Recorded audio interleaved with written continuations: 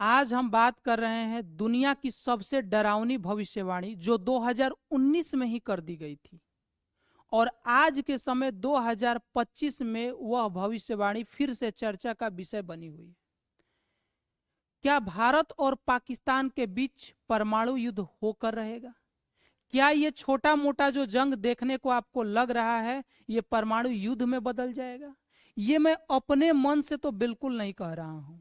जब आप economics times का एक न्यूज देखिएगा तो इसमें साफ साफ बोला गया कि 2019 में एक स्टडी की गई थी, इंटरनेशनल रिसर्च स्टडी किया गया था, और उसमें ये उसी समय साफ साफ बता दिया गया था कि पाकिस्तान भारत पर 2025 में एक आतंकवादी हमला करेगा जम्मू कश्मीर में, और बदले में जवाबी कार्रवाई करते हुए भारत एलओसी पर कार्रवाई करेगा, उनके आतंकियों के ठिकानों पर कार्रवाई करेगा, और उसके बाद भारत और पाकिस्तान के बीच में जंग छिड़ेगी।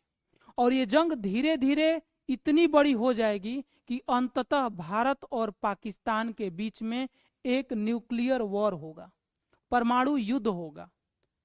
सबसे आश्चर्य करने वाली बात इसमें यह है कि 2019 में ऐसी कौन सी स्टडी हो गई कि बता दिया गया उसी समय कि 2025 में पाकिस्तान भारत पर आतंकवादी हमला करेगा।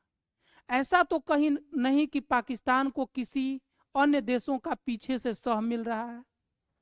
पाकिस्तान ये जानते हुए कि उसके डिफेंस सिस्टम ठीक नहीं है, उनके पास सैनिकों की स्थिति ठीक नहीं है, भारत जैसे बड़े देश से वो लड़ नहीं सकता है, उसके बावजूद भी वो परेशान कर रहा है। इसमें कोई संदेह नहीं है कि भारत जवाबी कार्रवाई कर रहा है। पूरी मजबूती के साथ हमारी सेना पाकिस्तान को जवाब दे रही है। उनके सभी ड्रोन हमलों को हम लोग निष्क्रिय कर दे रहे हैं। हमारा S-400 जो मिसाइल सिस्टम है पूरी तरह से एक्टिव है। लेकिन चिंता इस बात की है, डर इस बात का है कि क्या ये जंग बहुत लंबा चलेगा? क्या ये जंग परमाणु हमले में बदल ही जाएगा? क्या परमाणु युद्ध होकर रहेगा? क्योंकि दुनिया में पहली बार ऐसा हुआ है जब दो न्यूक्लियर वेपन वाले देश, जिनके पास दोनों के पास परमाणु हथियार हैं, आपस में भिड़े हैं। और सबसे इसमें और अचंभित करने वाली बात यह है कि इस समय कोई भी देश, दुनिया का कोई भी डेवलप्ड देश, मजबूत देश सामने से आकर के भारत पाकिस्तान को रोकने का प्रयास नहीं कर रहा है। यहां तक कि आप हाल के न्यूज में सुने होंगे कि अमेरिका के जो उपराष्ट्रपति है वेंस, जो है जेडी वेंस, उन्होंने साफ साफ बता दिया है कि अमेरिका किसी तरह का इंटरफेयर नहीं करेगा भारत पाकिस्तान के इस जंग में। अमेरिका किसी भी देश को नहीं कहेगा कि आप अपने हथियार को रख दो। चीन पूरी तरह से न्यूट्रल है। सब लोग भारत को संतावना तो दे रहे हैं, लेकिन पाकिस्तान आखिर में किस बेस पर इतना फड़फड़ा रहा है? उसकी कोई क्षमता नहीं है। उसके बावजूद भी ये जंग छिड़े हुए लगभग 4 दिन हो गए हैं, 3 से 4 दिन। 6 मई से शुरुआत होता है ऑपरेशन सिंदूर, और ये धीरे धीरे अपना रूप पकड़ता जा रहा है। ये अपने आप में एक चिंता का विषय है। आपका इस न्यूज को देख करके सोचने का नजरिया क्या है? और जाहिर सी बात है कि इतना बड़ा देश है हमारा कि जो लोग बॉर्डर के समीप है, 100-200 किलोमीटर के आसपास हैं, उनका डर एक अलग लेवल का होगा, और जो लोग 1000-1500 किलोमीटर भीतर हैं उनका डर थोड़ा सा कम होगा।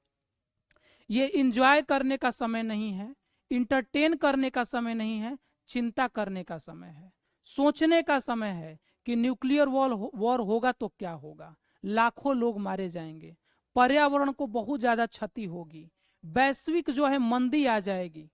ये सब बहुत चिंता है। लेकिन दुख इस बात का है कि ये सब जानने के बावजूद, समझने के बावजूद दुनिया के कोई भी बड़े देश इसमें इंटरफेयर करने को तैयार नहीं है। उन्होंने छोड़ दिया है कि भारत और पाकिस्तान का ये मैटर है और ये दोनों मिलकर खुद सुलझाए। लेकिन आश्चर्य इस बात का होता है कि आखिर पाकिस्तान बिना मिसाइल सिस्टम के, उसके जो वेपन है बहुत कमजोर है, उनके पास सैन्य व्यवस्था सही नहीं है, उसके बावजूद भी इतने 4-5 दिनों से वो लगातार कैसे जवाब में कार्रवाई कर रहा है? एलओसी पर लगातार गोलीबारी क्यों कर रहा है? कहीं से उसको फंडिंग तो नहीं मिल रहा?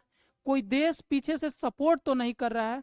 आपके क्या विचार हैं और ये वीडियो आपको कैसा लगा, आप एक बार कमेंट करिएगा। इस पर हम लोग एक बार फिर से और डिटेल में वीडियो लेकर आएंगे कि चर्चा किया जाए कि आखिर ये पूरा मैटर है क्या, इसका मतलब क्या होगा। धन्यवाद।